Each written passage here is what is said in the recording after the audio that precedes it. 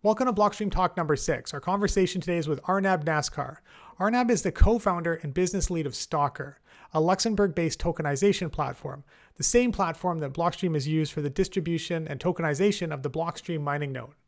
Security tokens are something we've been talking about for at least a couple of years already, but I think STOKR is one of only a handful of firms globally that has really gained traction in the space.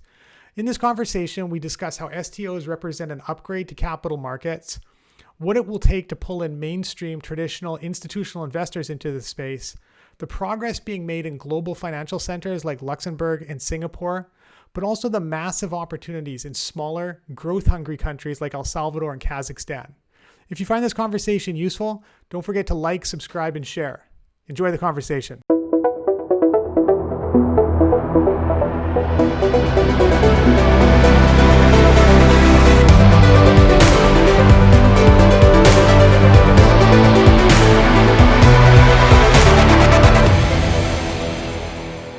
Arnab, how are you doing? Thanks for joining us today. Thank you, Jesse. It's been a great, nice being here. Yeah. Good. All right. To start off, why don't you give us a little bit about your background, who you are, and what STOKR does? So I am Arnab. I am currently the co-founder and the business lead of STOKR. My background comes from the legal side. So I was working as a lawyer in India before, and then I moved to Germany back in 2015. From that time, I'm in Germany and moving across different cities. I came to the rabbit hole of Bitcoin, let's say, back in 2013, and went completely sucked into that rabbit hole. For the first time, I started, completely focusing on the developments of the Bitcoin, developments on what is happening in the entire blockchain digital security space, I would say early 2017, and then things started. We started STOKR with few of my co-founders back in 2018. That is a phenomenal journey, and I think you have seen quite some stuffs happening, and happy to discuss more on that. So what exactly does STOKR do, Arnab? Can you clarify a little bit? Yeah. So STOKR is a kind of a marketplace. Think of like as an Amazon marketplace, where on one side you have the investors who are looking for investment opportunities in an alternative investment asset. On the other side, you have the issuers or the companies that are looking for investment. So it's kind of a platform or marketplace which connects both the parties, the investors and the issuers. Our focus is primarily on the alternative investment assets like Bitcoin mining bond, like BMN, or gaming company stocks, or kind of fund units of a music royalty assets, or can be a collectible items fund, or it can be also other alternative assets like kind of real estate at some point of time.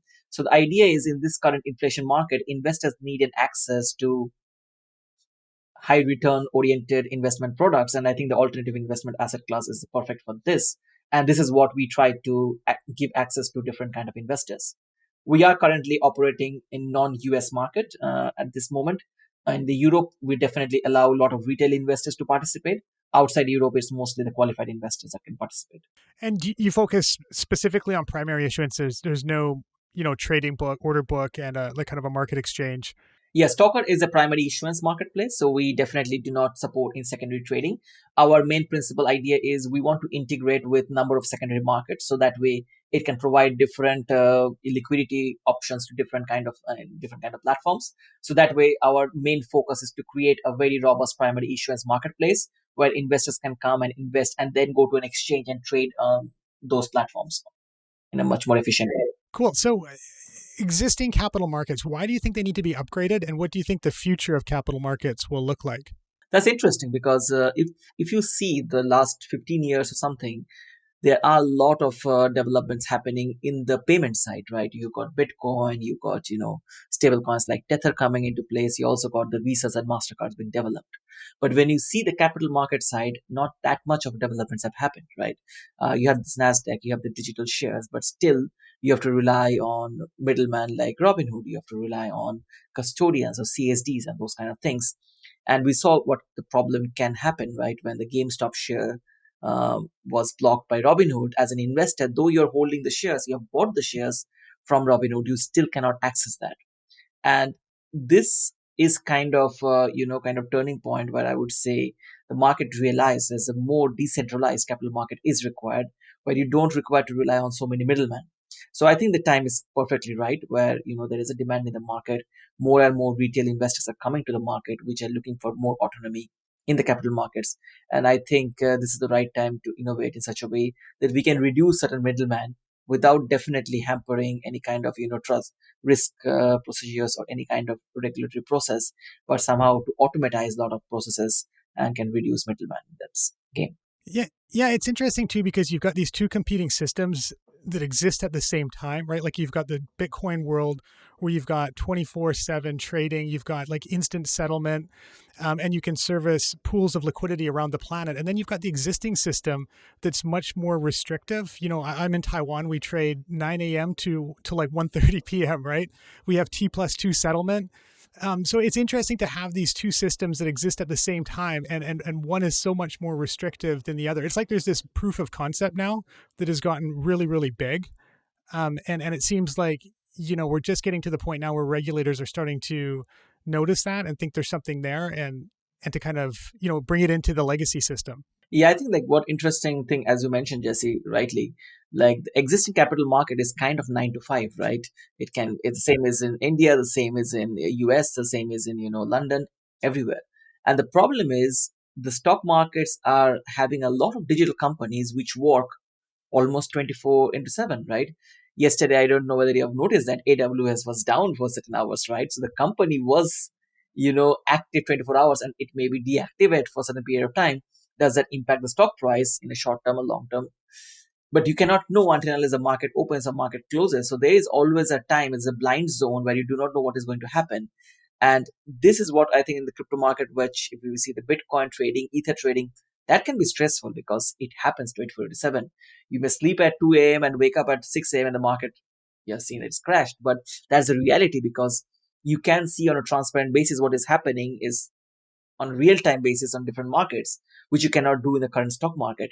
But I think with the digital securities or security tokens, definitely we can bring that level of real time understanding of the market, and the investors can also see on the real time, okay, what is my portfolio looks like on a real time basis, which currently we cannot provide. Yeah, I think there's been some attempts to do that previously, like things like ADRs and GDRs, like TSMC has an ADR that trades in the US, to give access to those investors at a more convenient time, right, for their market hours.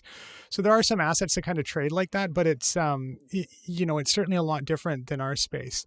So with STOs, what do you think the difference is? Like, first of all, what is an STO? And then how is that different from an ICO or an IEO? The difference is phenomenal. I think the market already knows, but I think I would like to still give a quick intro. STOs, in simple sense, means issuance of digital securities. These are regulated securities by nature. It just happened to be in digital format. It can be on any DLT instead of just on a paper certificates. On the other side, you have the ICOs, IEOs, right? Initial coin offering or initial exchange offering, whatever you call it. These are kind of a non-securities offering. So what these are, right? These are tokens, which can be also your apple or your banana. It can get rotten. It can be thrown. The only rights you have is as a consumer, right? There is no more right. There is no investor protection. There is no, market regulator looking after those assets and say, okay, transparency need to be there, or these are the disclosure documents or something. There is nothing. And that brings to the question is, when ICOs and IEOs tokens are being used for an investment purpose, does all the investor rights need to be there? A lot of people argued no, because these tokens are just to buy some service for a certain period of time, like a voucher, or maybe, you use the platform for certain activities, you run a marathon in some network, pay some gas fees and other. But ultimately, these are a token that people are relying to inflate in value and they make an exit. So technically, these are securities. So most of these tokens are securities. They found a way on different jurisdiction, different structures, foundation, blah, blah, blah, and made it. But this is not suitable for a lot of other companies globally, and also the companies which want to follow a regulated environment in a proper way. There comes the role of STOs. And it's very interesting when I'm also mentioning the STOs and IPOs, how these things are different, right? A lot of people may get confused. Hey guys, there is an IPO, initial public offering, where they issue shares, bonds, and stocks to retail as well as professional investors. How it differentiates from the STO. And I think one crucial difference I would say here is the form in which these financial instruments are issued. When you buy a shares of stocks or bonds, these are primarily held with a custodian in some digital or paper format. And when an investor holds that, they do not hold that shares or bond in their own account. they hold via custodian or via some third parties, right? So you have a claim towards that third party. Whereas in an STO, when you hold a digital securities or a security token, let's say in this case, we have this phenomenal instrument called Blockstream mining node. When you hold the BMN, right, in your green wallet. You sweet talker, you. So yeah, so the issue is when you hold the BMN in your green wallet, you have the full right. It gives you pure ownership. You don't require to hold it via custodian. You don't require to hold it via any middleman. And that creates a complete new dynamics in the market, which you have not seen before. Yeah. The irony there, though, is that there's still a lot of, regulatory and mandate limits where you have clients, especially kind of institutional clients, that will insist on it being custodied, right, with a custodian. So that's kind of an interesting thing about that setup. I think it's just another example of the technology moving a lot faster than the regulations and the structure of the participants in the system. Yeah, I think things are developing. I personally feel that this will take some time, to be honest, for a lot of people to get accustomed with, because a lot of fund managers may have the fund mandate which was created 5-10 years back or something. So more and more, I think the market infrastructure also develops. They will be more comfortable. But on another side, if the return of those instruments are attractive, these guys will also adopt, right? So that's, I see, is important consideration. Yeah, a pull factor. So what about Liquid? Why do you think Liquid is a good tool for issuing these kind of assets? I think, interestingly, we are one of the first European companies to actually integrate Liquid. And we really felt that there is a need of supporting alternative platforms like Ethereum for digital securities, because back in 2017, most of the digital securities platform were following like Ethereum, ERC20 standard. We also started with that. But one of the prime concern was the gas fees. And I think right now we don't even use Ethereum on the platform, because for a transaction of €100, if you're investing in a securities, you don't want to pay €20 worth of gas fees, right? So that makes it unsustainable to use Ethereum for this kind of transactions. Liquid, on the other side, provides very interesting feature. The first thing, I'm not going into kind of political discussion or kind of discussion based on my affinity towards Bitcoin, but let's go on a very hardcore facts. The first fact is the cost of transaction. It's super low. It's less than a $1 kind of transaction fees, right? So this is kind of nothing in the capital markets, right? The second thing is the confidential transaction. I don't know any other networks at the moment with a live confidential transactions with kind of that level of fees that allows an asset like securities to be traded on a confidential basis. There are some projects in the white paper mode at the moment, but nothing in real life. So there, I think Liquid is far ahead of a lot of competitors in the market, where there is a live active feature which people can use, because every transaction on Liquid is confidential and private by nature. And why do you think that's important?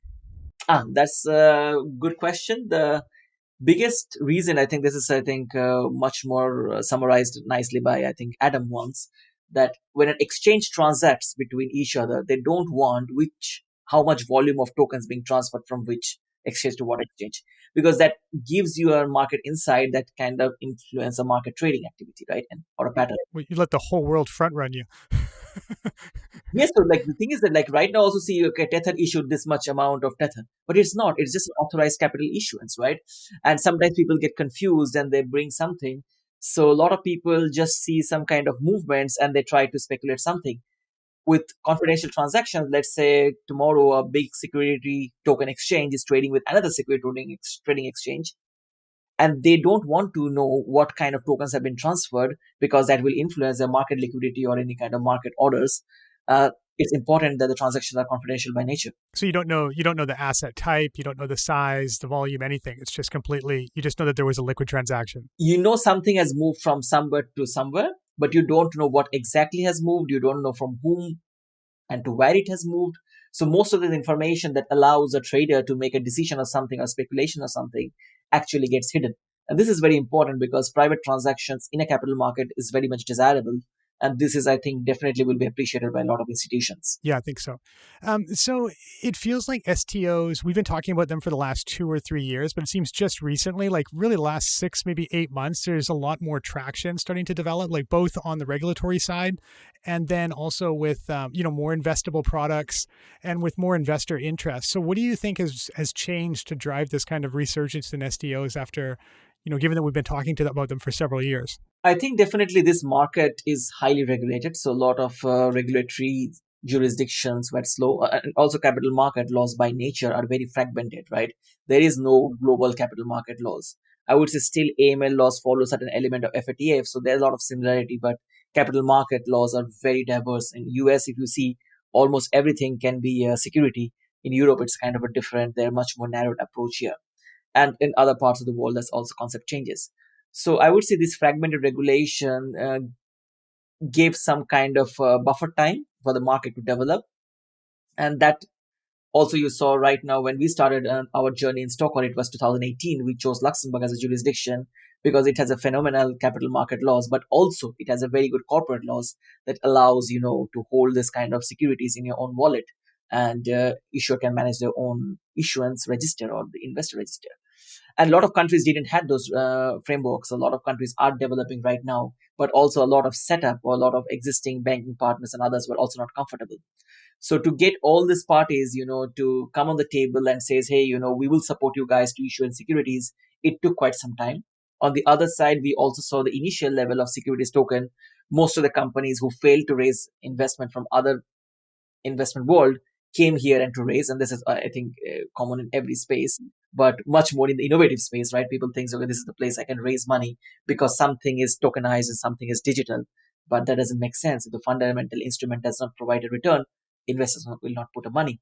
So I think right now also I see more and more quality assets coming to the market, which was not there even 2 years back, where quality return are there in the market, so investors can really make money out of it. Digitization is definitely one cool aspect. Tokenization is one definitely necessary aspect, but that's not the core thing that investors consider when investing all the time. So I think the quality of assets now coming in the market has also changed, and that's also, I think, changing the market dynamics, I would say. Yeah, maybe taking a step back, what do you think the benefits of tokenization are? Like, what's the point of it? I think the primary benefit which I see from tokenization perspective, okay, so there are two sides over here. One side you have the investors, one side is you have the issuers who are issuing. Let me talk about the issuers first because these are the guys who will adopt the idea first. I think for them, the low cost is very important. When you go to a traditional IPO, you usually spend around something 500,000 to 1 million to do a decent issuances with so many middlemen, so many structures. And then there is a continuous reporting obligation, which are most of the time are very manual and human intensive that increases the cost. With security token, we did some analysis internally. You can reduce the cost by 40% of what your existing cost is because your entire compliance can be automatized because security token can only be transferred between identified individual. If you're not identified, tokens will not even transfer, it will fall back. So this kind of small stuffs can actually reduce a lot of compliance costs. So I would say one, and the first most important thing is the cost aspect. The second is, I would say a lot of digital asset exchanges at the moment right now, right? Bitfinex, you saw movement have happened. Even I know BitMEX, like Kraken and others, these players are also maybe looking into the space. A lot of this digital asset exchange will look into the securities place and securities trading venue place, right? And they're all, I think, somehow somewhere thinking of acquiring some kind of licenses that will enable them because these guys are technologically very well advanced as compared to current traditional stock markets, right? So and they also have the user bases, right? They have millions of customers who have already KYC'd, who are quite sophisticated to understand the private key, public key concept. And these guys will attract more of this kind of traditional investors also. So it will be a kind of win-win for them to have both kind of activities, both secondary trading for securities as well as secondary trading for normal cryptocurrencies, right? And this is also, I would say, one more important aspect in driving the push.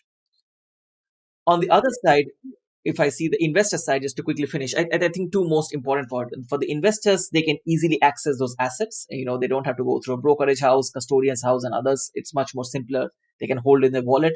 And the second most important thing, I think, they can also do P2P transfer without like any notary, right? We have a private capital markets over here.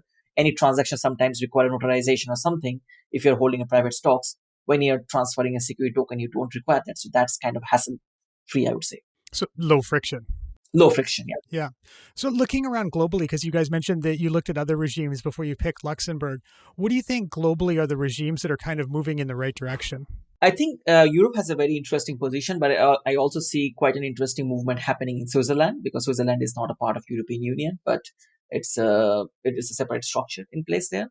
So they are definitely looking into very interesting regulatory framework at that moment. I'm also quite interested to look what is happening in Singapore, because a lot of interesting stuff's happened in the past, and I think their regulator is much more open for digital securities or digital stocks, and I think a lot of banks are also doing some tremendous amount of it. Especially for a big capital market, like they're already a big capital market and seem to be pretty front foot in in digital assets as well. Yeah, and I also see US is I think right now it's not that restrictive, because players like INX and others are also actively working in that market. So I see in next I would say 12 months or something, you will see a lot of movements happening in the US market also, and there will be a bridge also between Europe and US, which I'm quite hopeful, because this is important if you're looking for a cross border element.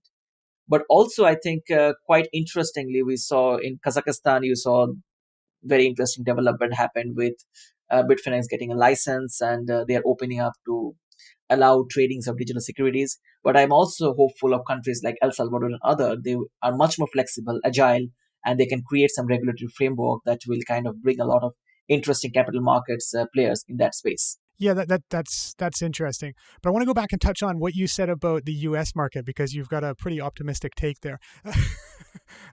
Well, why is the U.S. such a tough nut to crack? Like the most common feedback I get on the BMN is, when is the minimum ticket size going to come down? When is it going to get listed on exchanges? And when can U.S. investors invest? So why is the U.S. such a tough nut to crack? And how come it's so difficult to provide access to U.S. investors to these kind of assets? Yeah, I think we also saw regarding the spot BTC ETF, right? It's a story being going on for years now. You have a futures Bitcoin ETF, but not a spot, and I think that may be a risk appetite for regulator over there, right?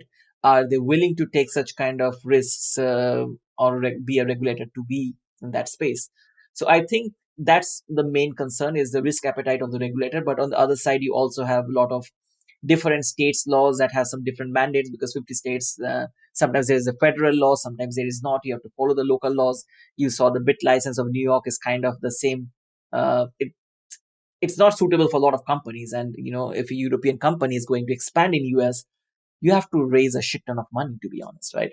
It's a cost intensive market. So until unless you have an expectation that this much of users come in or this much of return is there, this investment is very hard to make, or this decision of investment is very hard to make. So I see that's kind of, I think, the difficulty, like for a lot of players to explore the market.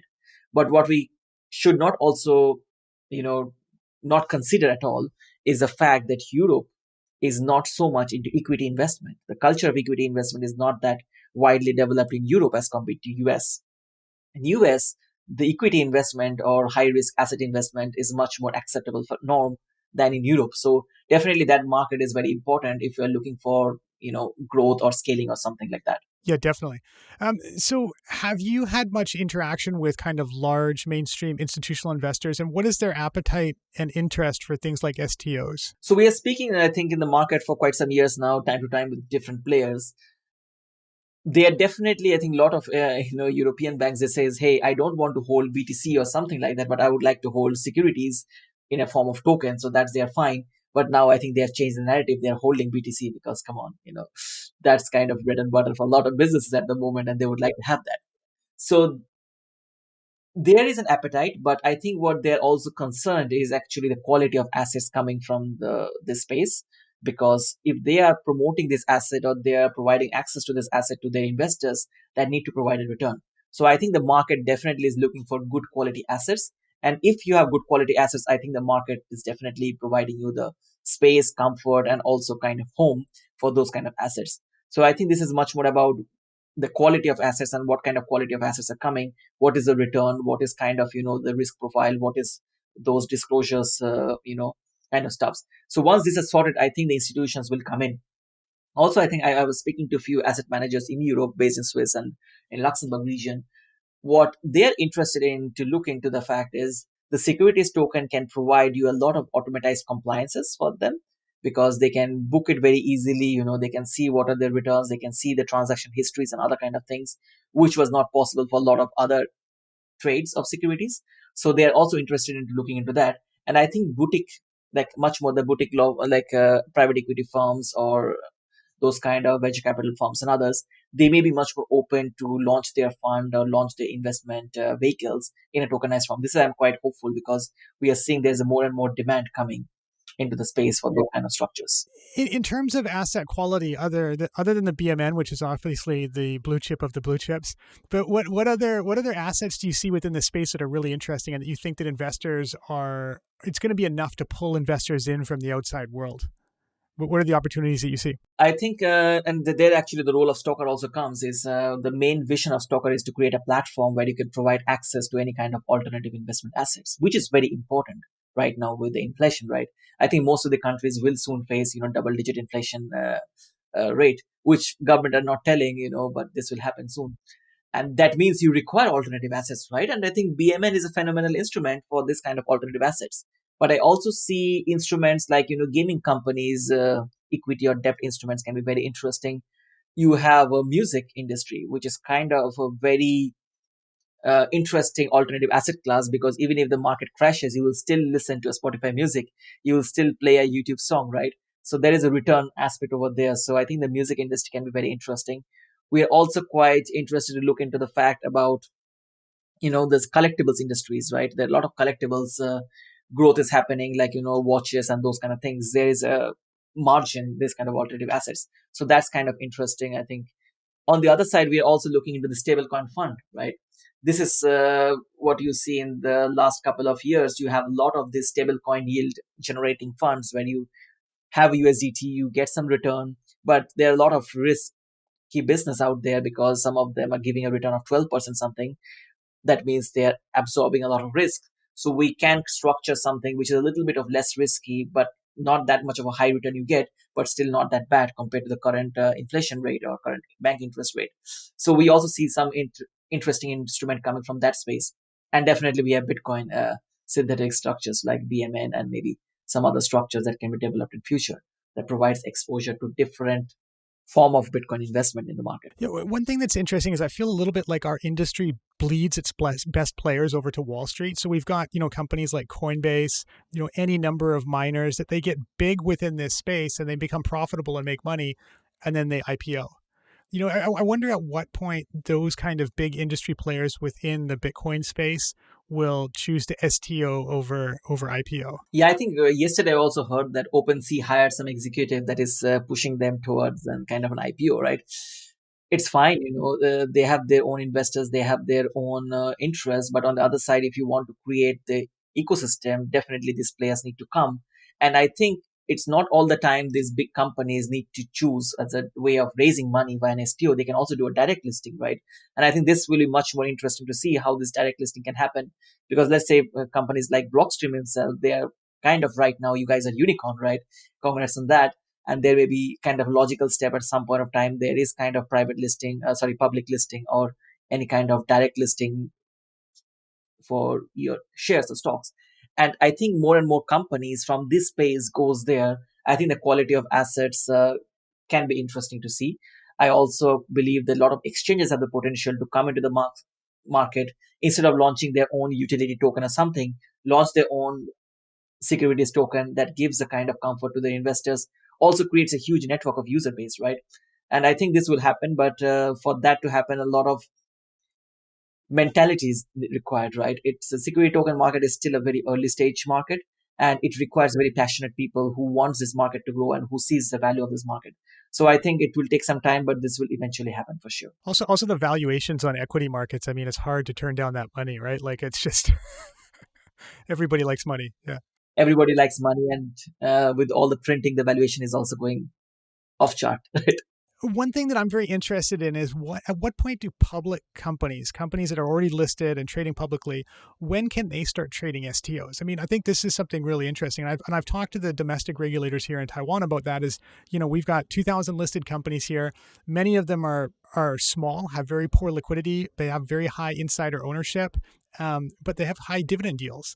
And I kind of feel like at this point in the game with the global kind of macro backdrop, that those are still very interesting companies.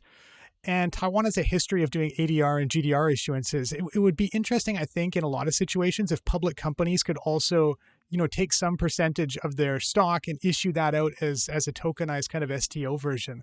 I mean, that's the kind of thing that I think is really interesting when you start to bridge the old world and the new world. Have you guys had any discussions or thoughts on things like that? Yes, I think we spoke to few players in the market who, as you mentioned, there are a lot of companies in the stock market at the moment who have very bad liquidity. Only few have some liquidity in a decent way, but the rest of them are kind of struggling for liquidity. So there is definitely one way you can think of having a parallel listing. So that means on one side, you kind of target the existing world, the legacy financial world. On the other side, you also list with a similar instrument, but in a much more digital format. There may be at some point there is a premium. You buy the digital assets much more in premium than in the normal stock markets because of all these cost reductions and value additions and less frictions, as you mentioned. Uh, but I think the biggest challenge for a lot of these players is they are quite scared to come into the space because they don't know anything about the space. So there is a lot of, I would say, mentality clash at this time, right? Some of the CFOs are very traditional minded, so they are not seeing, the value of bringing those stocks there. Some of them actually, even if they are looking to crypto as a Bitcoin or something, they don't think they will get the liquidity. They think it's a cost affair for their company.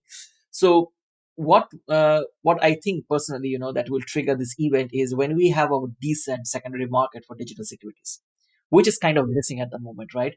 You have good issuances coming. This is definitely the first step. But the next step is to have a security token exchange which has a decent liquidity. Because once they see those liquidity and then they compare with their current stock markets, then the decision making will be much more easier and then they will be much more open to discuss on this point. So I think that's the basic building block that we require in the market at this time. Yeah, I think you're exactly right. I mean, it feels like we're still very early days. And, with the BMN, when we're going around globally looking for different securities, platforms to trade on, there's really still not that many. It's really a short list. And their liquidity is still pretty lacking at the moment. So I think you're definitely right. That needs to build up and maybe that will be a pull factor.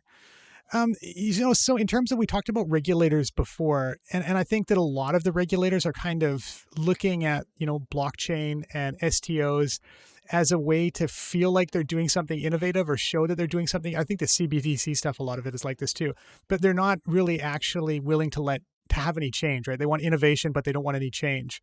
Do you feel like that attitude is changing at all? And do you think that there's an impression from regulators that they see STOs as a legitimate growth driver? I can speak about what is happening in Europe because I was following a number of spaces. I was connected with Inadbytes, an association for blockchain companies in Europe. We saw a very interesting movement here. There is a regulatory regime that is coming in Europe called MiCA, that is marketing crypto assets, as well as pilot regime. These two are specific draft laws at the moment, currently with the European legislatures at the moment. I think Council has already approved on certain phases of the document.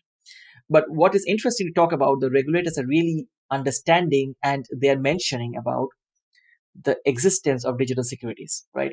The laws, the legislatures that now are bringing, the European Commission brought in the recent draft of MiCA, recent draft of pilot regime, clearly mentioned there is aspect of security token. The pilot regime is very interesting for security token that talks actually about an MTF regime. MTF is the trading facility or the alternate trading system structures, and how to establish kind of these MTF structures for digital assets which are securities or security tokens, right? So regulators are talking about on those things definitely. I would expect still the law to come somewhere around 2022 or 2023, somewhere down that time. It may bring a lot of acceptance from the banking partners, maybe some other, clearance houses and those players. But I see there is a movement happening, at least in Europe. For other countries, I definitely see like other part of the world. I saw, Japan is doing quite some interesting stuff on that space. There are a lot of drafts which came out in the last couple of years. You also saw there is, kind of securities association or the securities trading association or CSDs association. They're also bringing interesting stuffs in the market, specifically focusing on digital securities or security token. So there is a movement in there, at least to find a way out, how to regulate them properly, how to find a way out. But what interesting thing I would like to really mention over here is, the blockchain here itself as a clearance houses. A lot of people doesn't talk about that, right? We talk about CSDs, clearance and settlement houses. Blockchain is actually for that purpose. That's the main reason for the DLT. And most of these regulatory documents does not consider that aspect. This is kind of what I see is very interesting. That also pains me to see they are not considering that. But on the other side, there is obvious reason you feel why it's not there. Um, so I think this need to be pushed by the market. Like, look, guys, the DLT is there. The record keeping and settlement is happening on the DLT. So more and more usage of the DLT will actually help in reducing the risks, increasing the efficiency, as well as you can take a lot of unnecessary middlemen which are not required at all. So I think this is still missing, and I'm hopeful this will happen some down the line in next 3 to 5 years. Looking at countries that are looking to Bitcoin and digital assets as a growth driver, I mean, El Salvador and Kazakhstan are two probably the biggest examples globally, I would think, right now. What is your first impression after hearing about the El Salvador Bitcoin bond? That was amazing, to be honest. I still remember, like, when I heard it on Twitter, I think I saw the video of Samson speaking with the president of El Salvador. It was amazing to see a country like El Salvador is adopting such an instrument. I recently met also a legislative member of El Salvador in Hamburg. There was a conference in Hamburg and I was there, and we had a kind of a small roundtable. And what he told was very interesting, where he mentioned that when this bond was issued or something, they received a lot of kind of challenging statement from IMF. That's kind of risky. Yeah, it's the thing is because you are kind of hitting their nerve, right? And this is kind of what they did. If El Salvador, let's say, and I think definitely a lot of people does not want it to be successful, right? But if it's successful, a lot of countries globally will adopt that. Because why to get your treasury exposed to only USD when USD is being printed constantly by the US government, so your country's treasury is getting diluted, rather than why not you get exposure with Bitcoin? And I think the Volcano bond is kind of, I would say, very much influenced also by the BMN somehow, right? Because the underlying asset is Bitcoin, right? When the underlying asset is Bitcoin, you anyways hedge a lot of risks. It's a no-brainer instrument then, right? And that's, I think, the 50% gets immediately exposed to the Bitcoin, how it has been structured, kind of makes it feel that you will make your money. You will not lose that. Even if, the country's economy performs a bit underperforms based on what is expected, still the Bitcoin is there to support you, and that way it will pull the instrument up. So I think it's a very interesting news, and I am also quite happy to see, the governments of countries adopted security token faster than even banks did, right? This is interesting. That's an amazing thing. So the governments are the pioneers here than even the financial institutions of the world.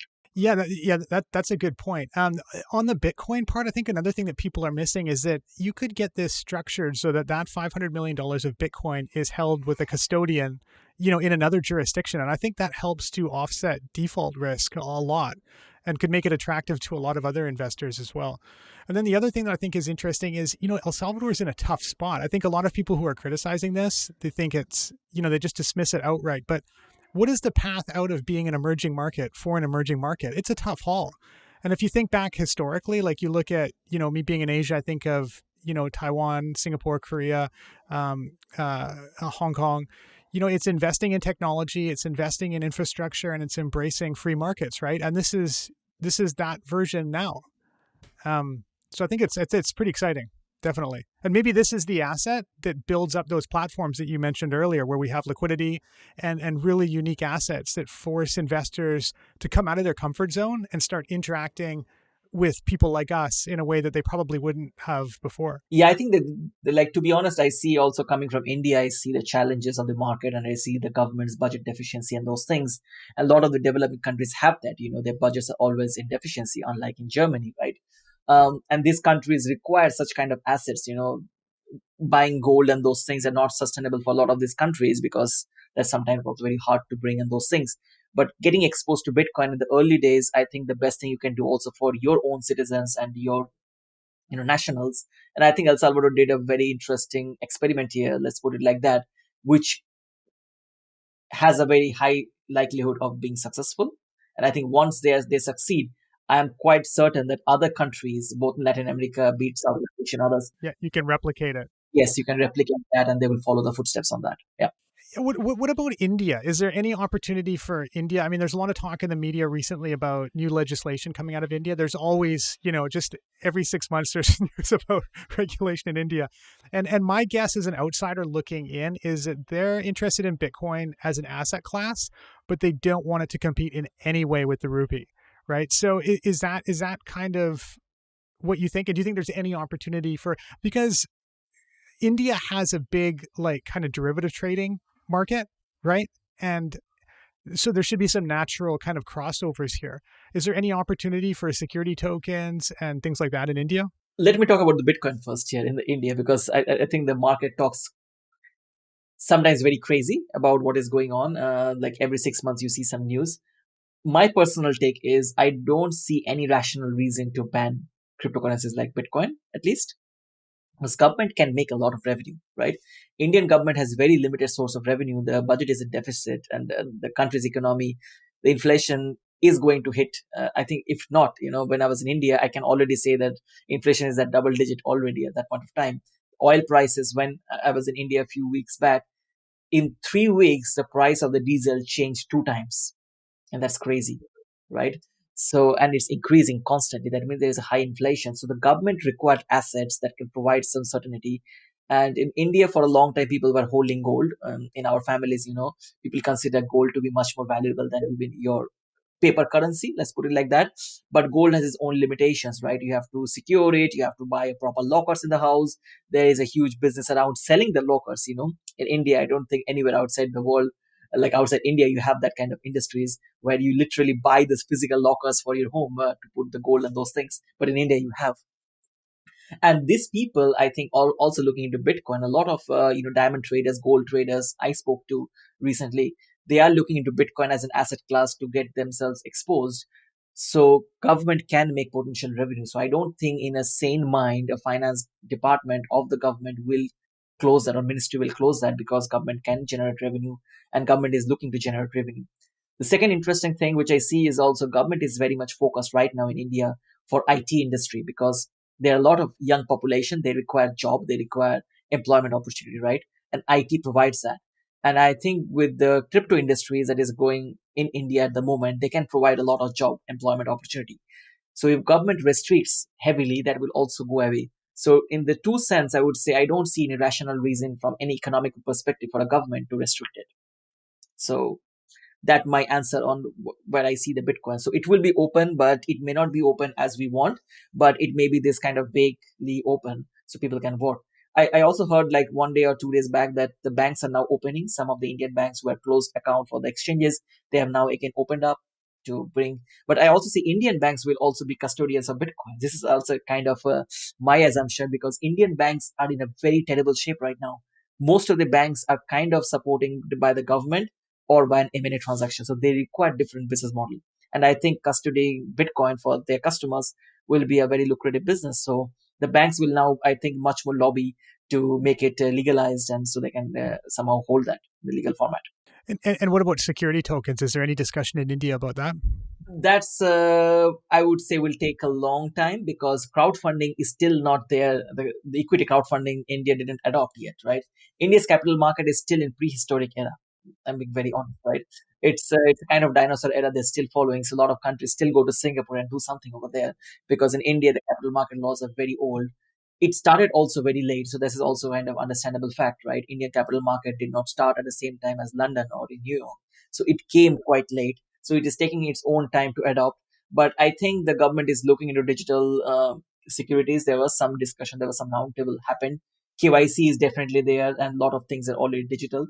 So maybe they adopt it very fast, or they may adopt it very slow. I don't see there will be some middle ground in India at the moment, because that's how Indian this structures work. Either it's too fast or it's super slow.